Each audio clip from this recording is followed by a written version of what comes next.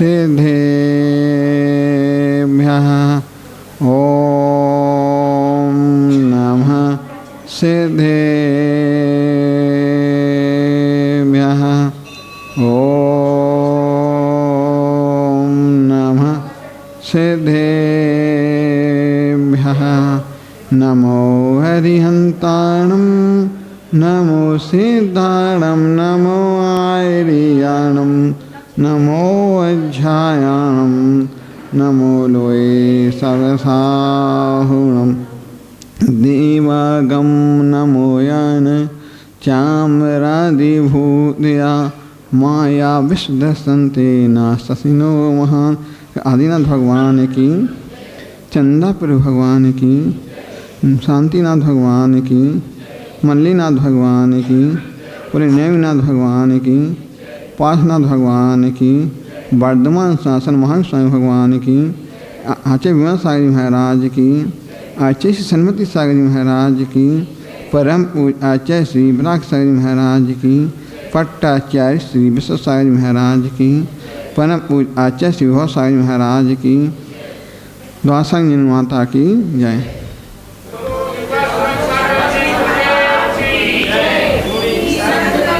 भव्य बंधु, अपन लोग मेरी भावना के माध्यम से सुन रहे थे कि एक बार आचार्य से बतलाते थे कि समुद्र बड़ा गहरा होता है, वो देखते जाओ, यदि उसमें से कुछ निकालना है तो निकालने का प्रयास कोई दूसरा नहीं करता है, करेंगे तो अपन स्वयं को करना पड़ेगा।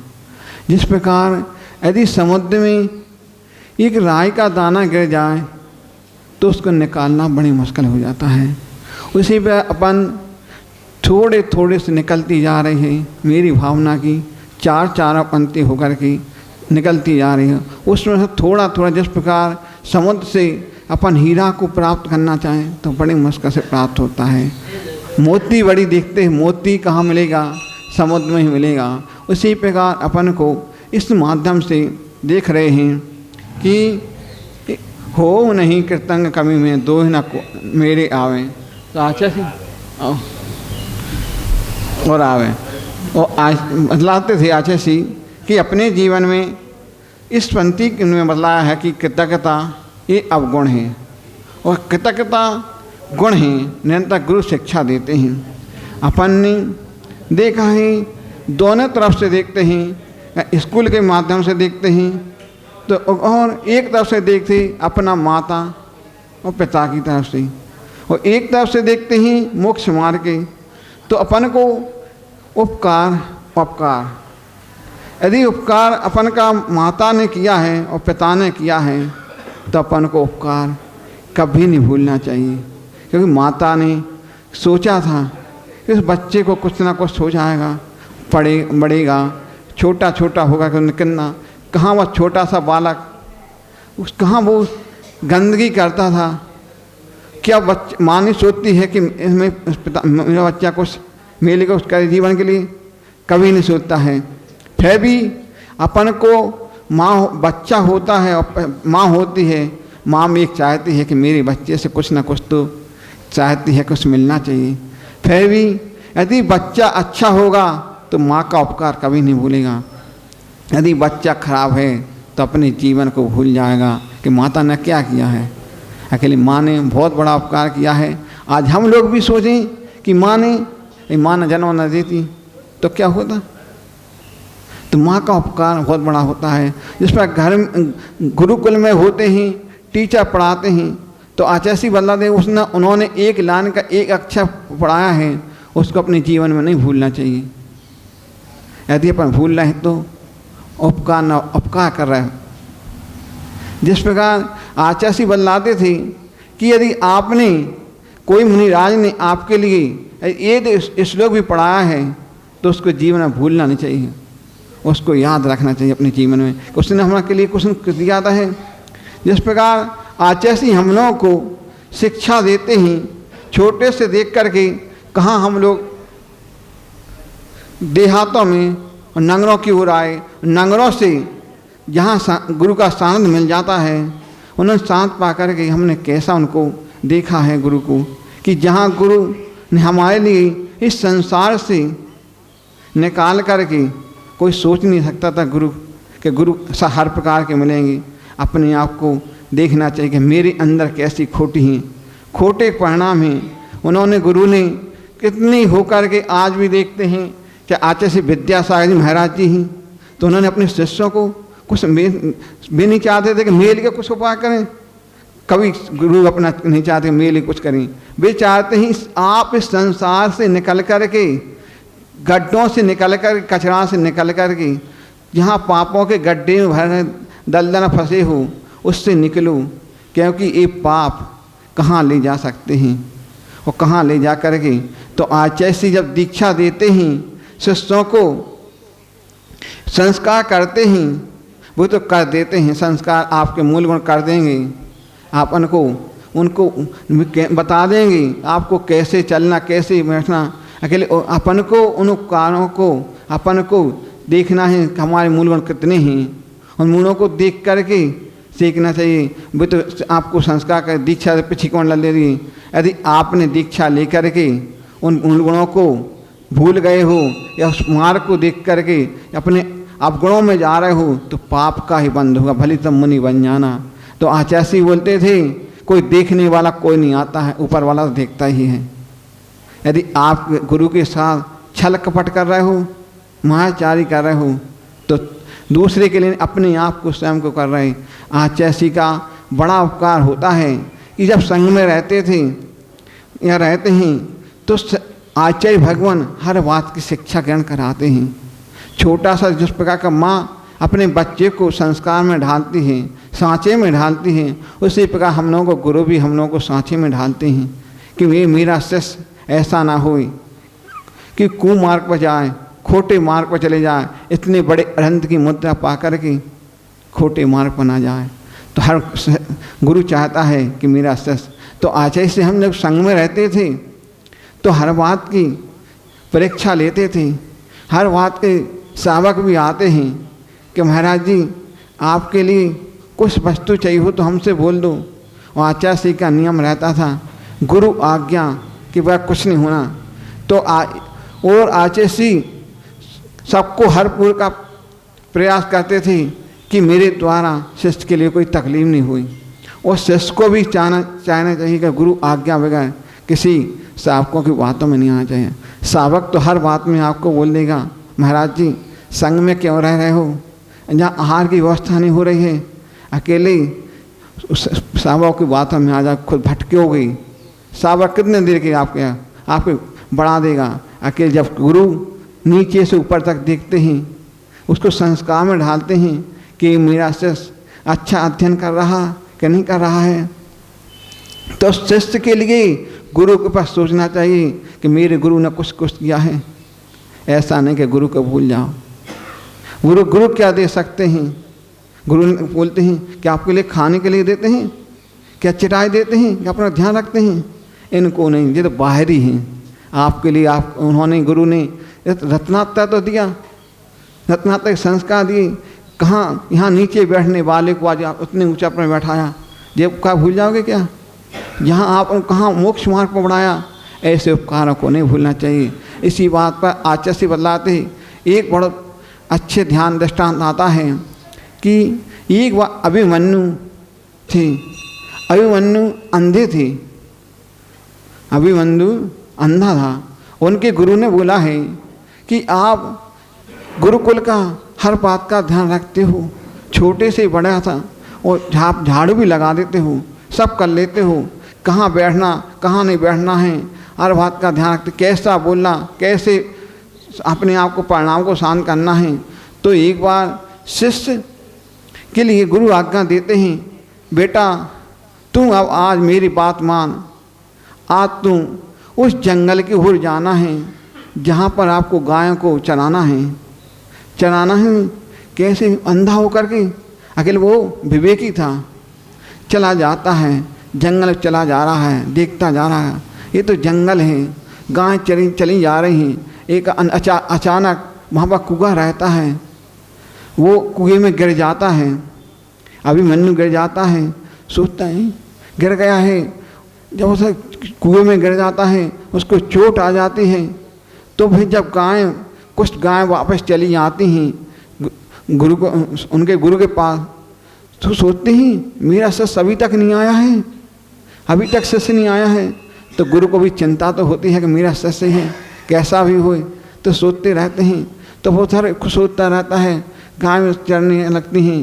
कुछ देर बाद वहाँ से देवता विमान लेकर आते हैं कि बेटा तो कुआं में गिर गया है, तो क्या क्या रहा है, तो मेरे इस पर आ जा, मैं एक पत्थर पर बैठ खड़ा कर देता हूँ, अब मैं रिद्धि के द्वारा आपको बाहर निकाल लेता हूँ।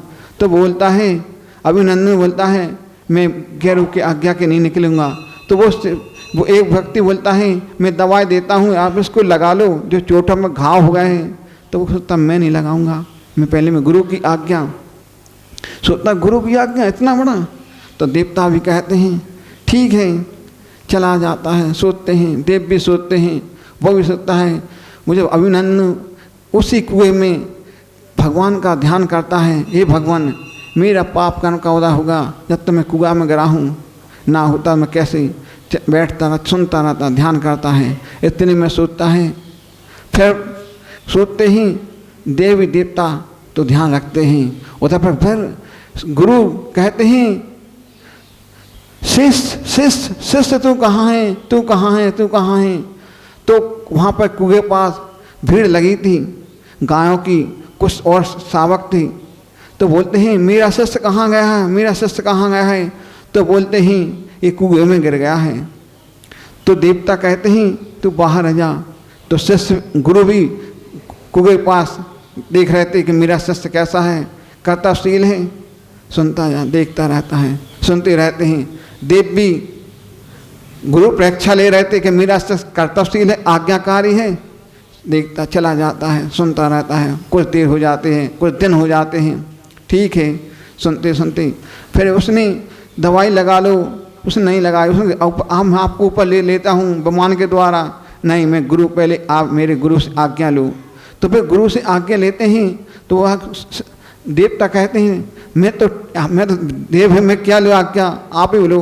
फिर उतने में गुरु बोलते हैं नहीं इसके लिए आप निकालो। तो इसलिए कभी भी अपने गुरु का उपकार नहीं भूलना चाहिए, गुरु की आज्ञा को नहीं भूलना चाहिए। भले अंधा था, अंधे ने गुरु की आज्ञा पाली है तो आज वो ऊपर उठ गया है। और एक बार की और बात बताते हैं आचार्य भगवान कि एक वे जंगल था, जंगल में लकड़हारा लकड़ी काटने जाता है, चला जाता है। और जब वो जंगल में चला जाता है देखता है बहुत घनघोर जंगल है। उतने में जंगल में जब पहुँच जाता लकड़ी काट के इकट्ठे कर लेता है, रख लेता है। कुछ देर बाद सोचता है लकड़ी को कैसे ले जाऊँ। उधर पर जब जंगल में शेर आ जाता है, शेर आकर के देखता है क्या है, वो घबरा जाता। लकड़हारा पेड़ पर चढ़ जाता है। उसी में देखता है उस शेर को कांटा लग गया था, खून झर रहा था। तो कुछ अपन सोचते हैं कोई उपकार करना चाहिए। तो लकड़हारा देखता देखता नीचे भय के कारण निकला, अपनी ताकत को समझा, सोचा कुछ होगा। तो देखते हैं लकड़ा धीमे से उतना बोलता मेरा ये कहाँ। उस लकड़हा सोचता क्या हो गया, उसके मुँह कुछ नहीं हुआ है, वो कांटा लगा है। वो लकड़हा निकालता है, प्रयास करता, निकल आता है। तो शेर सोचता है मैं आपका उपकार कैसे चुकाऊं, मैं उपकार तो चुकाऊंगा। तो बोलता है जी आप इतनी मेहनत करते हो, आप इतने गट्ठे अपने ऊपर सिर पे ले जाते हो, ये सिर पर ना ले जाकर मेरे पीठ पर रख दो, मैं आपके लिए शहर पे ले जाऊंगा। ठीक है, चला जाता है, दूर तक पहुंच जाता, सिटी में पहुंचता है। कुछ दिन ऐसी बात चलती है, वो गरीब के काम खूब पैसे वाला हो जाता है। पड़ोसी बोलता है कि ये कैसे इतना धनवान हो गया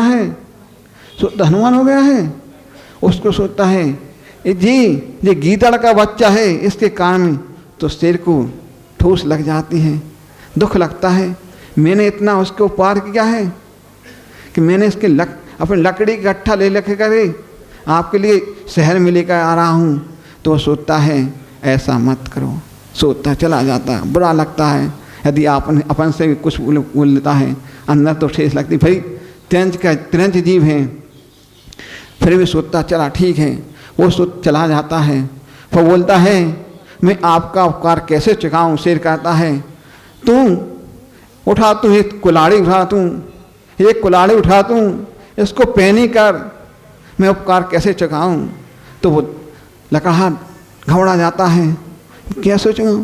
तो कुल्हाड़ी पैनी करूं? तो वो कहता है ये मेरी गला है, इस पर कुल्हाड़ी रख, काट। घड़वाने मरते को क्या नहीं करना पड़ता है, बस सोचता ठीक है। तो वो तैयार हो जाता काटने को, शेर को लिए से अधमरा हो जाता है। तो अपने जीवन में ऐसा किसी का वो मत सोचना चाहिए, उसने तो उपकार ही किया था, उपकार का बदला उसको कैसा, उसको कुल्हाड़ी चलाना पड़ी, ऐसा मत करना चाहिए अपने जीवन में। यदि अपन को कोई उपकार करता है तो उपकार को भूल लाना चाहिए, अपने कृतज्ञता होना चाहिए, मेरा उपकार का अपकार नहीं करना चाहिए। उसने उपकार किया था कि कहाँ तो 2 गट्ठों में आपके लिए जंगल में, वो तो चाहता मैं खा लेता वो तो, उसने ये तो शेर ने कहा था या तो कुल्हाड़ी पहनी कर या मेरा सिर काट, गला काट, नहीं काटता तो मैं तेल लिए खाता हूँ। तो वो तो घबरा जाता है, लखड़हारा धीमे सोचता है, धीमे प्रयास करता है कि वो शेर को, उसको भी डर लगता है लकड़हारा को, उसको खाने अकेले उस पैन तलवार का कुल्हाड़ी करता है, उसको रख देता है। अंदर से कितना दुख होता होगा अपन को, जब सुनते हैं हमको दुख लगा रहा है तो उसको शरीर पर खून, अकेले वो सोचता ठीक है, चला जाता है। जब कुल्हाड़ी मार देता अधमरा हो जाता है। तो इसलिए अपने जीवन में ऐसे किसी को अपकार के बदला नहीं करना चाहिए। इस कहानी से यह शिक्षा मिलती है कि अपने जीवन में यदि किसी ने उपकार किया है तो अपकार नहीं करना चाहिए। यदि आपने उसका कुछ एक तो आपका, उसने कितना जंगल में लेकर के आपको लकड़ी ले जा रहा था, आप भूल गए उसका उपकार, आपको तो सुना ठीक है, उसके देखो मैं कहाँ गरीब था, कहाँ मैं धनवान गया, अकेले आपने उसने अपकार किया। ऐसा अपन को अपने जीवन में किसी का उपकार का नहीं भूलना चाहिए, चाहे कोई शिक्षा हो वाला भी हो, चाहे कोई अपन को ऐसा उपकार का आपका बदला नहीं देना चाहिए। इसी भावना के साथ बोले महावीर स्वामी की जय। श्री शांति सागर जी महाराज की जय। जय बोलो आचार्य सत्यस्वरूप विद्यासागर जी महाराज की जय। जय बोला आचार्य श्री घनाचार्य श्री विराग सागर जी महाराज की जय। जय बोला श्री विभा सागर महाराज की जय। जय बोला द्वय मुनि महाराज की जय। मोह नींद अच्छी नहीं, ढूंढ ले अपना देश कहाँ है, मिलेंगी शांति गुरुवर के वही, मिलेंगी शांति गुरुवर के वही। संसार चक्र में भटकते फिरते सुख न मिला मुझको कहीं, कोलू का बैल फिरा तू मुक्ति का मार्ग मिला नहीं। चारों गतियों के दुख भोगे फिर अच्छा लगे वही, नानहीन होने के कारण मन की चिंता घटी नहीं। धर्मामृत का प्यासा चेतन मोह नींद अच्छी नहीं, ढूंढ ले अपने गुरुवर को, मिलेंगी शांति तुझे वही। मन बीज वो दिया खेत के अंदर, पानी उसको दिया नहीं, बिना पानी अंकुरन निकला, तेरी मेहनत गई कहीं। समर्पित रूपी बीज वो दिया, धर्मामृत सींचे यही, जिस दिन निकलेंगे अंकुर सुख की आशा समझ वही। धर्मामृत का प्यासा चेतन मोह नींद अच्छी नहीं, ढूंढ ले अपने गुरुवर को, मिलेंगी शांति तुझे वही।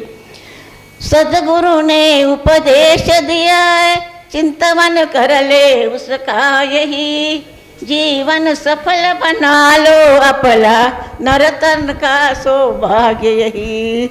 धर्मामृत का प्यासा चेतन मोह नींद अच्छी नहीं, ढूंढ ले अपना गुरुवर को, मिलेंगी शांति तुझे वही, मिलेंगी शांति तुझे वही।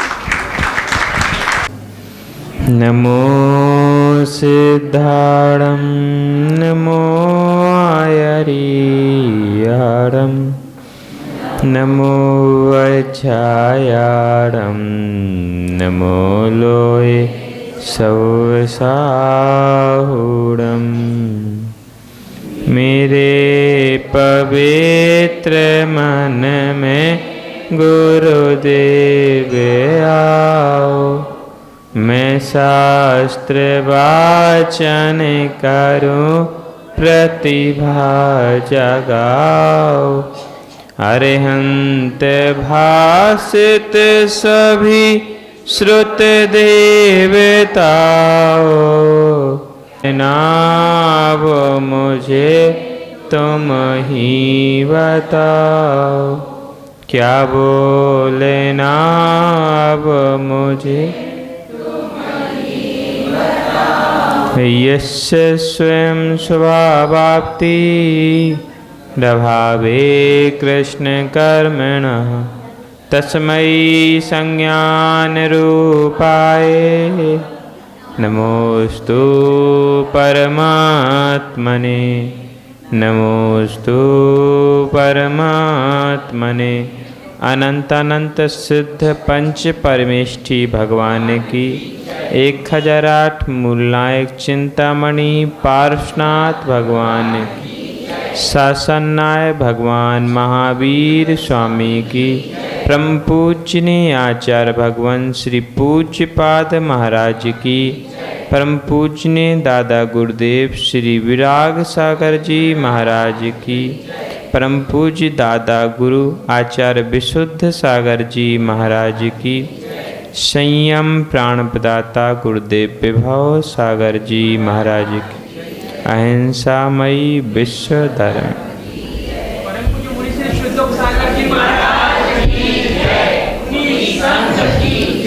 माँ और गुरु। माँ बेटे का पालन करती है, गुरु शिष्य का पालन करते हैं। माँ बेटे को पाल करके संसार में छोड़ देती है, गुरु शिष्य को योग्य बना करके समाज में छोड़ देते हैं। दोनों में इतना ही अंतर है कि जो समाज में छोड़ दिए जाते हैं वे अपने आत्म कल्याण के लिए प्रेरित होते रहते हैं, किंतु माँ कितने प्रयासों से बालक का पालन करती है,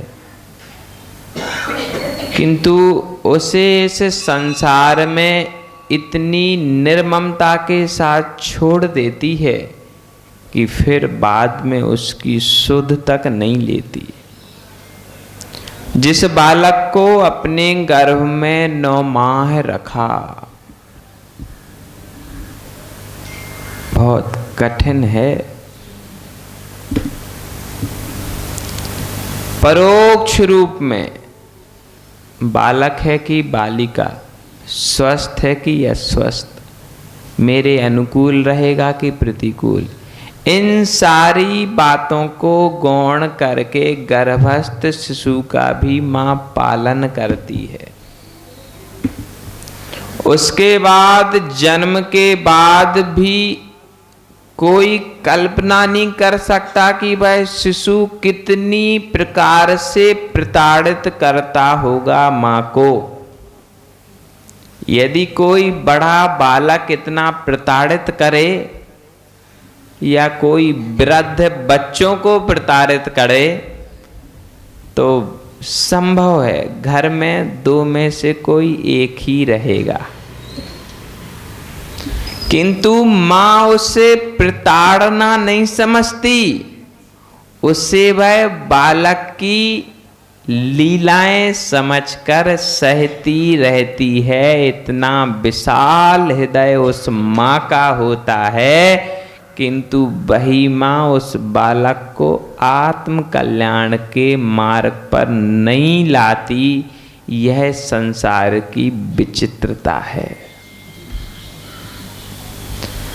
माँ, इतना कष्ट सहने के बाद भी यदि तुम्हारा लग्न ना हुआ होता तो इतने कष्ट सहने पड़ते? फिर भी समझ नहीं आता कि उन्हीं कष्टों को सहने के बाद तुम अपनी संतान को वही कष्ट कैसे दे देते। बड़ी विचित्रता है तुम्हारे हृदय की। माँ स्वयं रिश्ते खोजती है। माँ स्वयं संसार में बांधने का काम करती है। यह कैसी अमरवेल है जिसका रस पीने के बाद कोई आज तक अमर हुआ ही नहीं, किंतु अपने बालकों को उस अमरवेल का रस पिलाने के लिए तत्पर रहते हैं। कोई भी विवाह करके सुखी नहीं हुआ, फिर भी आने वाली पीढ़ी का सिर्फ एक ही कल्याण का मार्ग रहता है, माता पिता की ओर से उसका विवाह कर दें और हम मुक्त हो जाएं। मतलब यह है कि अभी तक आप उसके प्रेम के बंधन में नहीं बंधे थे, उसे किसी और के प्रेम में बंधन में बांधने के लिए लगे हुए थे। समझे कि नहीं समझे? जब कोई और मिल जाता तो आपसे संबंध स्वयमेव कम हो ही जाता, उसे कम नहीं करना पड़ता। भगवान पूज्यपाद देव इसी विचित्रता को बतलाते हुए कहते हैं कि पुत्र को माँ और माँ पुत्र को एक में एक मान लेते। कब तक? जब तक कि उसका विवाह नहीं होता। समझना, ये बड़ी वैराग्य की बात है, लेकिन आएगा किसी को नहीं। उसका कारण है कि जिस दृष्टि से हमें संसार को देखना था, उस दृष्टि पर हमने चश्मा लगा लिया, तो वह दृष्टि अब हमें दृष्टि गोचर होती ही नहीं। भगवान पूज्यपाद स्वामी 25वीं नंबर की कारिका में कहते हैं, कटस्य कर्ता हिमिति संबंधास्याद्वयोर्द्वयोः ध्यानं ध्येयमिदात्मैव संबंधा कीदृशस्तथा। ध्यान और ध्येय दोनों अलग अलग हैं और जुड़े हुए भी हैं। देखो, जब ध्यान करोगे तो ध्येय की आवश्यकता पड़ेगी। किसका ध्यान? आत्म तत्व ध्येय हो गया और ध्यान कार्य हो गया। कार्य और कर्ता की जरूरत पड़ेगी। जब कार्य हो जाता तब कर्ता की आवश्यकता पड़ती। क्या समझना? जब तक माता पिता पुत्र की शादी नहीं करते तब तक माता पिता का कर्तव्य रहता है। ऐसा आप लोग कहते हो कि नहीं? बस उसके बाद कर्तव्य, तुम्हारी जिंदगी तुम जानो, हमारी जिंदगी हम। थोड़ा सा और बचता तो चूल्हा अलग अलग कर देते। अंतिम कर्तव्य था जो हमने चुका दिया। बस वैसे ही ध्यान और ध्येय, ध्यान करना है अंतिम तक ध्येय के साथ में। जब ध्येय की सिद्धि हो जाती, जब चूल्हा अलग अलग हो जाता, फिर माता पिता की आवश्यकता नहीं पड़ती। उसी प्रकार फिर कर्ता की आवश्यकता, एक बार ध्यान की सिद्धि हो जाने दो, फिर ध्येय प्राप्त हो जाने के बाद ध्यान की जरूरत नहीं पड़ती। जब तक केवल ज्ञान नहीं हुआ तब तक ध्यान करना पड़ेगा। ध्येय क्या है? ध्येय क्या है? सिद्ध अवस्था, और ध्यान से ही प्राप्त होगी। जो बालक अनाथ होते हैं उनकी शादियां नहीं हो पाती, पता है आपको? जिनके कुल और वंश का पता नहीं होता उनके घर में बहू नहीं आ पाती। क्यों? बोलो क्यों? कारण पता कि नहीं? उसके ना कोई आगे है ना कोई पीछे। हम अपनी बेटी किसके भरोसे दे दें? सब माता पिता यही सोचेंगे, इसीलिए वह बालक बिना विवाह के रह जाता है। ऐसे ही जो आर्त और रौद्र ध्यान करते हैं उनका भविष्य नहीं रहता, उन्हें मुक्ति लक्ष्मी विवाह करने नहीं आती।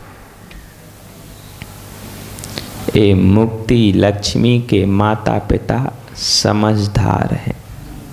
अरे जब संसार के माता पिता अपनी बेटी को बिना भविष्य के नहीं छोड़ते, तो मुक्ति लक्ष्मी के माता पिता भी तो समझदार होंगे। वो मुक्ति कन्या किसी के भी साथ कैसे ब्याह सकते? उन्हें भी तो कुछ वचन चाहिए। जब सामान्य सा विवाह होता तब वचन ले लिए जाते साथ साथ। जब मुक्ति कन्या विवाह करेगी तब तो 14 वचन लिए जाएंगे।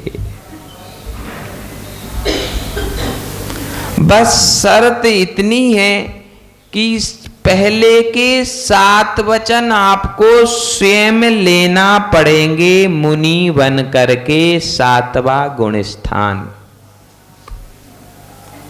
फिर 7 वचन वो मुक्ति कन्या दिलाएगी 14 तक पहुंचने के।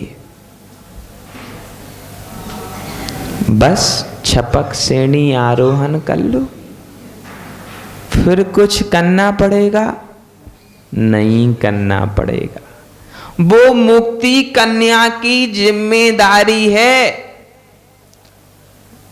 रानी चेलना ने पति से 7 वचन लिए थे, पता है कि नहीं? फिर अपने वचन निभाए भी तीर्थंकर प्रकृति का बंध बंधनाने में कारण रानी चेलना हुई। उसी प्रकार मुक्ति कन्या कहती है कि पहले 7 वचन आप ले लो। देखो संसार का विवाह भी बिना 7 वचनों के नहीं हो पाता। होता क्या? बोलो, सबके हुए कि नहीं? पहले वचन दिए थे, पहले वर पक्ष से वचन लिए जाते, याद है कि नहीं? भूल तो नहीं गए?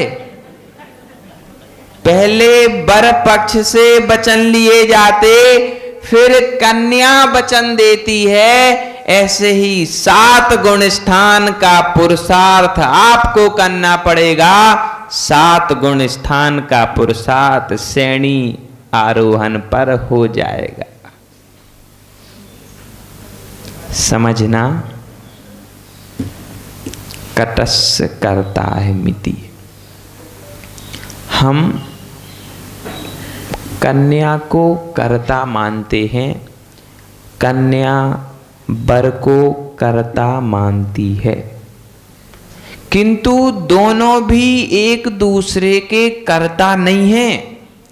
वर अपने परिणामों का कर्ता है, कन्या अपने परिणामों का कर्ता है। यदि दोनों के निमित्त से कोई संतान हुई है तो वह संतान अपने परिणामों का कर्ता है। निश्चय नय से देखो, छोड़ नहीं देना व्यवहार को, नहीं तो फिर कोई कुछ नहीं करेगा। व्यवहार नय से उस माता पिता का उपकार है कि उसने उस बालक को जन्म दिया, उसके बाद लालन पालन करके बड़ा कर दिया, वह माता पिता का कृतज्ञ रहेगा। प्रथम तो स्वयं को दीक्षा धारण करनी पड़ेगी, फिर गुण स्थान मिलेंगे, किंतु मोह और योग को शांत करना पड़ेगा। समझना, कटस्य कर्तायमिति संबंधस्याद्योर द्योर। आचार्य महाराज कहते हैं, कोई मनुष्य यदि चटाई बनाता है तो उस चटाई का कर्ता स्वयं को मान लेता, जैसे माता पिता पुत्र का कर्ता बन बैठते हैं। किंतु चटाई अपने उपादान से बनी, यदि उस सीख में उपादान नहीं होता तो निमित्त कुछ कर नहीं सकता था। यदि पुत्र का उपादान पुण्य प्रबल नहीं होता, आप लोग उसका भविष्य निर्माण नहीं कर सकते थे। समझ लो बेटा मंद बुद्धि हो, क्या करोगे?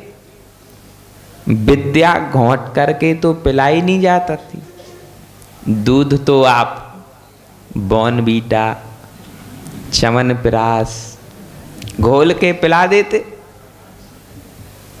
किंतु विद्या को घोंट करके पिलाया नहीं जा सकता। विद्या ऐसा धन है जो अभ्यास के बाद ही आती है, इसीलिए कर्ता नहीं मान बैठना।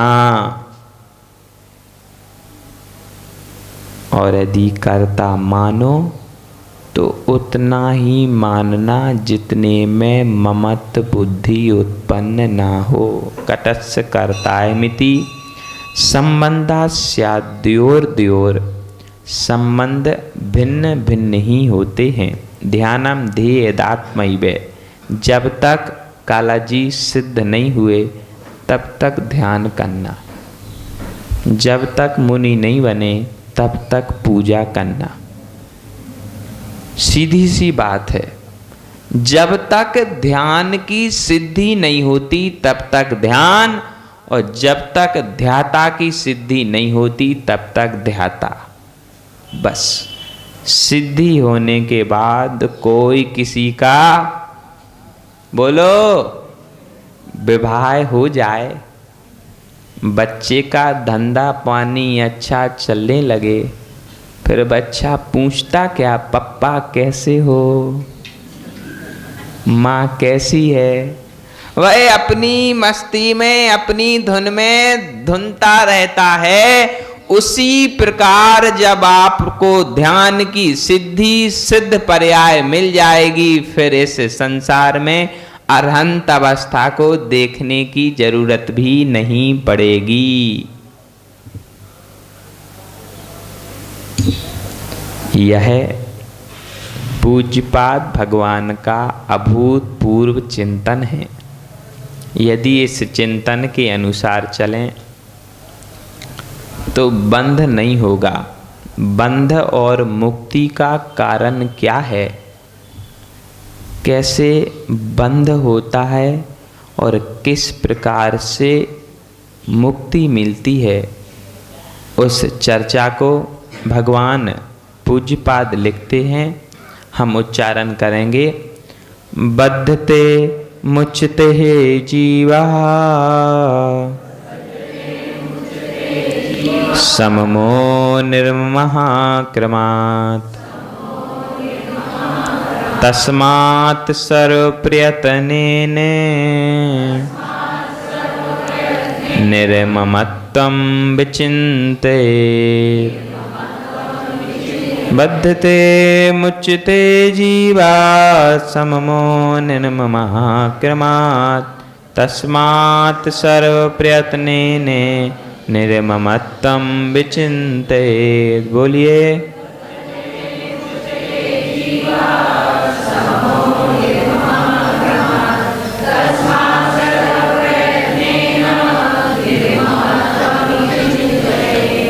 बद्धते मुच्यते जीवा। जीव एक साथ दो काम करता है, बंधन को भी प्राप्त होता और मुक्ति को भी प्राप्त होता। बद्धते मुच्यते जीवा सममो निर्ममः क्रमात्। इसमें विशेषता यह है कि जब ममत्व बुद्धि रखता है तब बंध को प्राप्त होता है, जब निर्ममत्व बुद्धि रखता है तब मुक्ति को प्राप्त होता है। जीव एक ही रहता, जीव एक ही रहता, किंतु ममता और निर्ममता। अब कहेगा कोई, वह माँ कैसी जिसमें ममता ना हो। कहते ना, वह माँ नहीं, माँ का परिचय ममता है, अपना परिचय समता है। समझना। इसीलिए माँ को समझाने के लिए पूज्यपाद महाराज ने लिखा है निर्ममत्वम।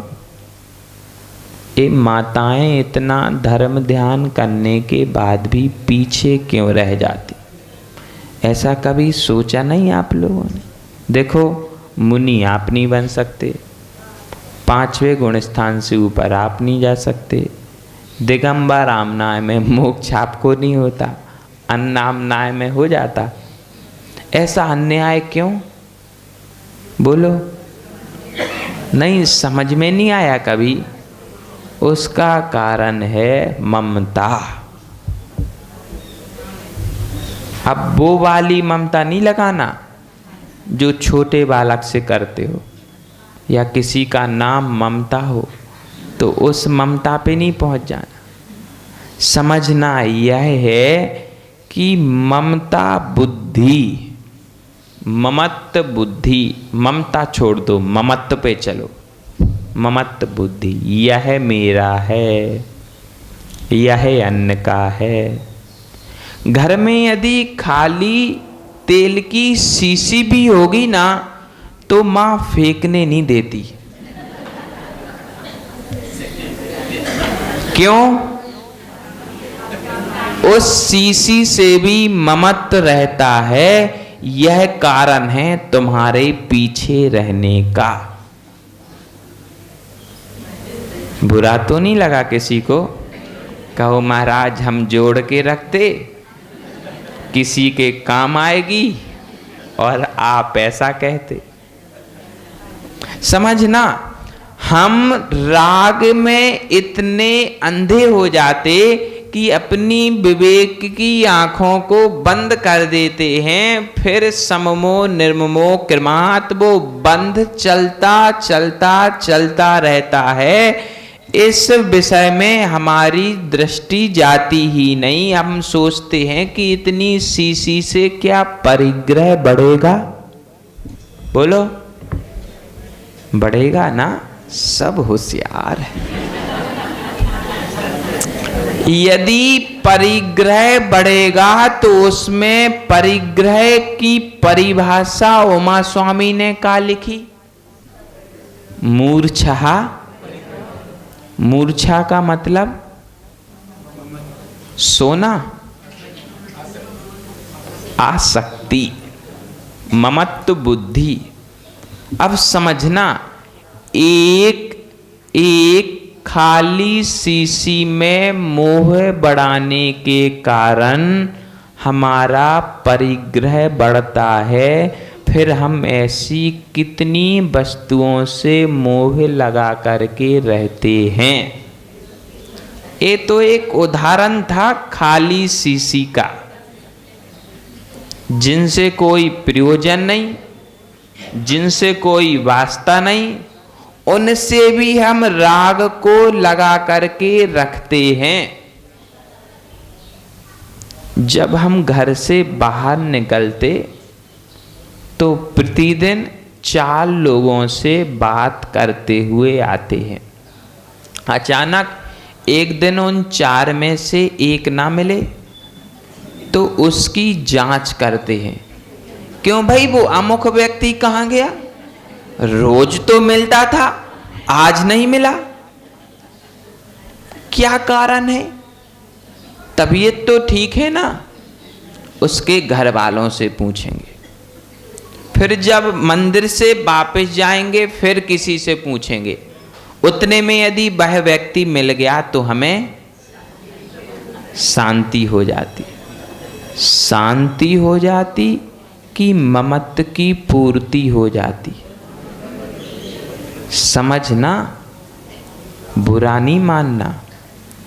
हमने नहीं कहा, पूज्यपाद महाराज कह रहे, यदि बुराई निकालना तो उनसे निकालना, हमसे नहीं। तस्मात् सर्व प्रयत्नेन, आचार्य महाराज कहते हैं कि तस्मात् सर्व प्रयत्नेन, जैसे कि हम घर से झाड़ू लगा करके हर एक प्रकार से, कैसे लगाते झाड़ू, याद है कि भूल गए? याद है? सिर्फ जमीन पे लगाते कि दीवालों पे भी लगाते? वो खिड़की के कोने में भी लगाते ना, उसमें भी धूल रहती। जब झाड़ू से नहीं निकलती तो मुंह से फूंकते ना। क्यों फूंकते? कि वो कोने की धूल निकल जाए। सर्व प्रयत्नेन, समझना, आप लोग पुरुषार्थ तो करते हो, लेकिन घर से धूल निकालने में। तस्मात् सर्व प्रयत्नेन निर्ममत्वं विचिन्तयेत्, निर्ममत्व का ध्यान करने के लिए सभी प्रकार का प्रयत्न करना चाहिए, ना कि घर से धूल निकालने में। निकालो, वह भी आपको जरूरी है, नहीं तो यूं कहोगे महाराज ने घर की साफ सफाई पर रोक लगा, अभी दिवाली आने वाली है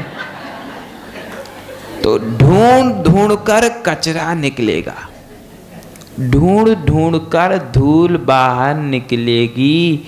ऐसे ही प्रतिदिन ध्यान करो, ढूंढ ढूंढ कर कर्म निकालो। देखो, कचरा निकालने के बाद कोई तुम्हारा घर देखने नहीं आता, कोई तारीफ नहीं करता कि आज तो बहुत अच्छी सफाई की। हाँ, जिस दिन गंदगी होगी उस दिन आपसे कहा जाएगा, क्यों आज झाड़ू नहीं की क्या, आज सफाई नहीं की क्या। समझना, ऐसे ही हमारी दशा बन चुकी है। हम जब तक परिणामों की सफाई करते रहते तब तक कोई कहने नहीं आता कि आपके परिणाम शुद्ध हैं।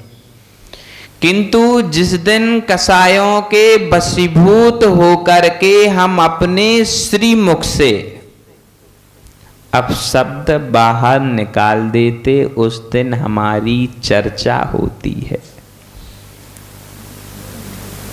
और जब घर में गंदगी हो और मेहमान आ जाएं, फिर स्वयं को कैसा लगता, कितनी शर्म आती ना।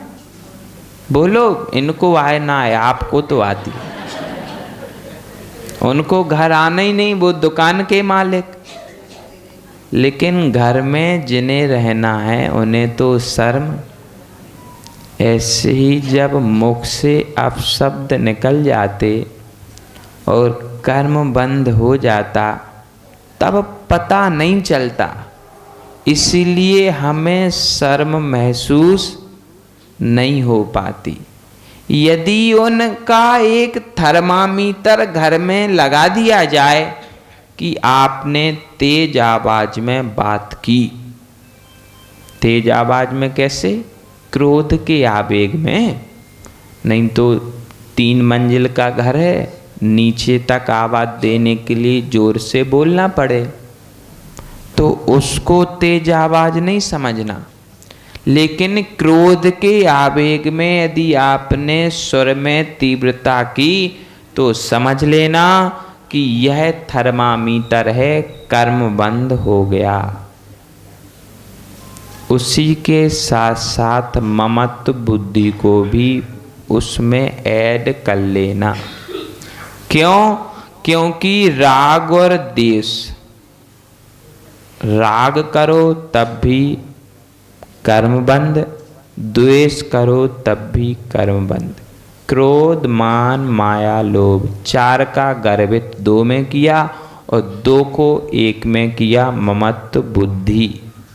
इन सब का जनक तो कसाएं ही हैं। समझना ऐसे कि हम धीरे धीरे प्रयत्न करें।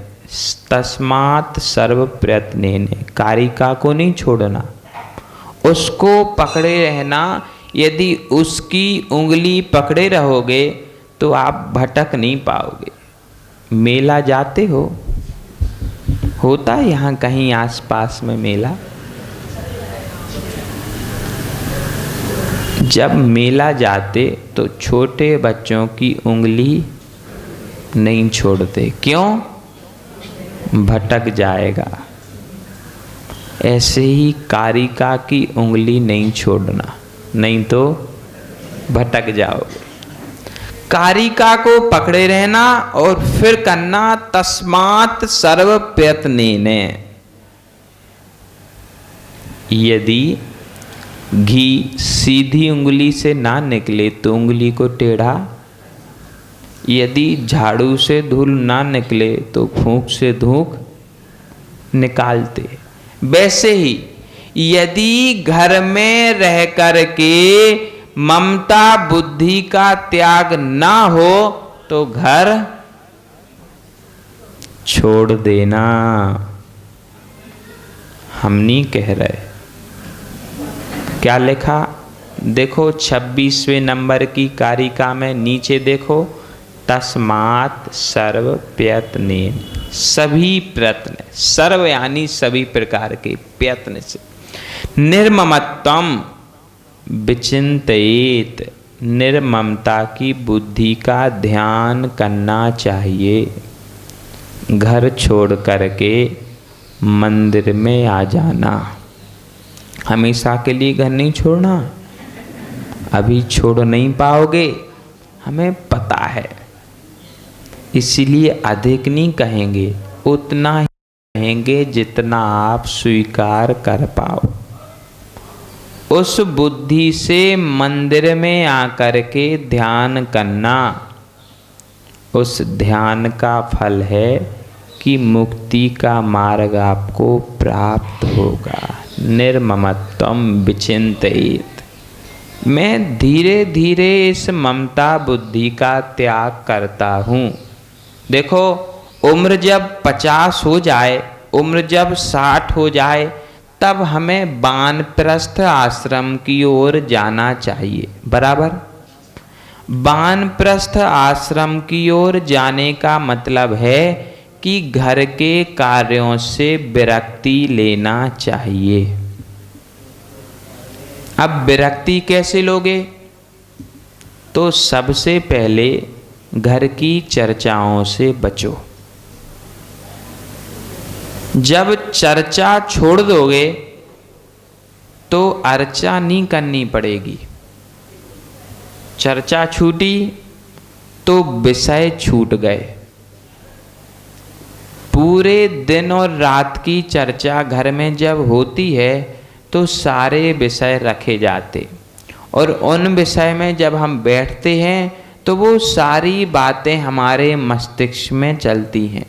फिर जब हम ध्यान करने बैठते हैं तो ध्यान परमात्मा का नहीं होता। देखो, बुरा नहीं मानना, ऐसा हमको समझ में आता है। फिर ध्यान परमात्मा का नहीं होता, ध्यान घर की चर्चाओं का होता है। आंख बंद करके आजमा लेना। महाराज झूठ तो नहीं कह रहे थे। इसलिए पहले घर की चर्चाओं से विरक्त हो, तब अर्चा में मन लगेगा। फिर धीरे धीरे एक एक स्टेप, सीढ़ियां चढ़ते ना, जीना यदि अच्छे से जीना है तो एक एक जीना चढ़ते जाओ। लिफ्ट में नहीं जाना, सीधे ऊपर पहुंच जाओगे। अभी ऊपर पहुंचने में समय है, छोड़ते जाओ, धीरे धीरे छोड़ते जाओ। सासों, अब तिजोरी की चाबी अपने पास से छोड़ दो। जिसको संभालना हो वह संभाले। आप लोग दुकान में धीरे धीरे विरक्ति, अब बेटा करे, जितनी आपको जरूरत है उतना रख भी लेना। देखो, सही कहना हमारा कर्तव्य है, नहीं तो फिर दूसरे दिन दान करने के लिए भी आज्ञा लेना ना पड़े। किंतु खंडेलवाल समाज का सौभाग्य है, हम लोग पिछले वर्ष छिंदवाड़ा में थे। वो आ गई छिंदवाड़ा से सुनीता झांझरी, गुरुदेव की प्रवचन सभा की मुख्य श्रोता थी। 4 महीने अपने स्थान से हिली नहीं। 4 महीने सबसे पहले प्रवचन में आकर के बैठती। ये उनकी विशेषता है। हम लोगों ने यह पाया कि यह समाज अपने माता पिता के प्रति कृतज्ञ समाज है। इसलिए आप लोगों को वृद्धावस्था में कष्ट नहीं आएंगे, यह हम समझते हैं। किंतु यह सांसारिक अवस्था से दूर हट करके यदि पारमार्थिक अवस्था के लिए आप जाना चाहते हो तो इन परिवार की झंझटों से थोड़ा दूर होना, तो ध्यान में मन लगेगा और ध्यान ही साक्षात मुक्ति का कारण है। आज दादी माँ ने मंगलाचरण किया। देखो, इतनी उम्र में भी हौसले बुलंद हैं। समझना, यदि इस उम्र में इतना मीठी आवाज में आप गा सकते हो तो फिर आप इससे और पहले यदि कुछ करना चाहते तो कर सकते थे। ये आप लोगों का प्रमाण पत्र है। 85 वर्ष की उम्र में पूरे दांत स्थित हैं। समझना, यह स्थिरता का प्रतीक है कि धर्माचरण से जी, धर्म का आचरण किया, इसीलिए अभी तक स्वस्थ हैं। देखो, यदि धर्म का आचरण करोगे तो आयु के निषेक शीघ्र नहीं खिरेंगे, लंबी आयु जियोगे और स्वस्थता के साथ जियोगे। आज हम आपको स्टाम्प पेपर पे लिख करके दे सकते हैं। देखो, मुस्कान तो देखो आप। आजकल के बच्चे हंसने के लिए सोचते हैं, और वृद्ध बेवजह हंसते हैं। इसका कारण है कि आत्मा में आनंद है। उस असीमित आनंद में से थोड़ा सा आनंद मिल जाने के बाद स्थिति ऐसी होती है, यदि पूर्ण आनंद मिल जाए तो स्थिति कैसी होगी? आपका समय हो गया। कल समाचार इंदौर से आया था, वो ताड़पत्र पर ग्रंथों के लेखन का। वो उससे चर्चा की तो उसने बताया कि धवला, महाधवला आदि भी, क्या बोलते उसको, ताड़पत्र पर लिखित होते हैं। और उसकी इस वैज्ञानिक उक के कारण वह शब्द हम पढ़ भी सकते हैं। कम से कम उम्र उसकी 1000 वर्ष है और अधिक से अधिक 3000, 3,000 3,500 वर्ष पुराने आपके महाराष्ट्र में जैन काशी कारंजा है, वहाँ पर वो ताड़पत्र हमने पढ़े हैं। अभी के जो कागज होते ना अपने, वो 50, 30, 40 साल बाद मोड़ो तो चटक जाते, फिर वो पुस्तक काम की। लेकिन ताड़पत्र 3-3, 4-4 हजार वर्षों तक सुरक्षित रहते हैं, मतलब आपका इतिहास वर्षों तक सुरक्षित रहेगा। वो भैया बतला रहे थे कि अब तो उसमें एक नया काम भी प्रारंभ कर दिया, जो उसको छपवाता है, उसके गांव का और उसके परिवार का इतिहास भी एक पन्ने में लिख देते हैं। इस गांव में कितनी समाज है, कितने मंदिर हैं, कितना इतिहास है, यह सब बातों का उल्लेख भी उसमें आ जाता है। अध्यक्ष जी, आप कल्पना करना, दोनों मंदिरों में एक एक श्रुत मंदिर बन जाए, अधिक कुछ नहीं लगता। एक दीवार में इस प्रकार का कपाट बनाओ कि वह पानी आदि से सुरक्षित रहे, और उस कपाट में ताड़पत्रों से लिखित ग्रंथ उपलब्ध हों। कुछ ग्रंथ ऐसे हों कि जिनके दर्शन कर सकें। देखो, धवला आदि आप पढ़ तो नहीं सकते, किंतु दर्शन और भक्तांबर, तत्वार सूत, नियम सार, प्रवचन सार, ये आदि आदि ग्रंथ पढ़ सकते हो। तो इनका अध्ययन भी उन्हीं ताड़पत्रों से होता रहे। जिनके भाव हों यह ग्रंथ छपवाने के, वह अपने नामों की लिस्ट बना लो। करीब करीब 20-22 हजार में एक ग्रंथ छप के आ जाता ताड़पत्र में। उसकी उम्र 3000 वर्ष से अधिक है। इस क्रम से जिनवाणी जयवंत हो जाएगी। अपना कोई उसमें लाभ नहीं है, छपवाओगे तो आपकी समाज में रहेगा। हमारा लाभ यह है कि प्राचीन आचार्यों की वाणी जयवंत हो जाएगी और उपलब्ध हो जाएगी। धवला, महाधवला और महाबंध, यह 39 पुस्तकें प्रत्येक मंदिर में ताड़पत्र पर होनी ही चाहिए। इससे यह लाभ होगा कि आने वाली पीढ़ी उन ग्रंथों का दर्शन कर सकेगी। देखो, जब धवला तमिलनाडु में सिर्फ दर्शन के लिए उपलब्ध था, तब काय पे था? ताड़पत्र पे ही था। ताड़पत्र से कब लिखा भगवान भूतबली पुष्पदंत ने? लगाओ 2000 वर्ष हो गए, लेकिन 2000 वर्ष के बाद यदि ऐसी जिनवाणी रखते तो वो खोखा ही मिलता, सिर्फ कागज साड़ा। अभी हमने कब्र किए तो उन जिनवाणी के अंदर कीड़े होने लगे और वो कागज को खोखला। इसलिए ताड़पत्रों का काम किया जाए, सब अपने अपने नाम, सब यहाँ संपत्ति वाले हैं। देखो, खाए के गाल, नहाए के बाल समझ में आते हैं। यहाँ किन्हीं के गाल ऐसे नहीं लगते कि उनके यहाँ संपत्ति की।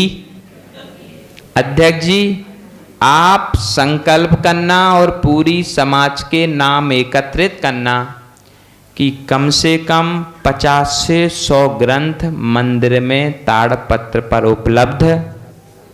इससे जैन शासन वर्धमान होगा और प्रवर्तमान होगा।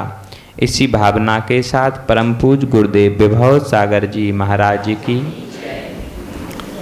श्वास श्वास में तुम्हें बसाए। दादी को दो। अभी देना, हम बोलेंगे, अभी बोलेंगे हम। काहे हे जिन वाणी माँ धर्म सभा में आने वाले समो शरण जाते, धर्म देशना दिव्य ध्वनि पाते, प्रभु मिले तो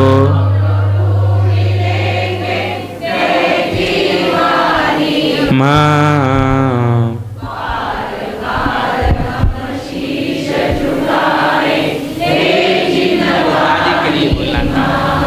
धर्म करत संसार सुख, धर्म करत निर्वाण, धर्म पंथ साधे बिना नरतरे अंश समान।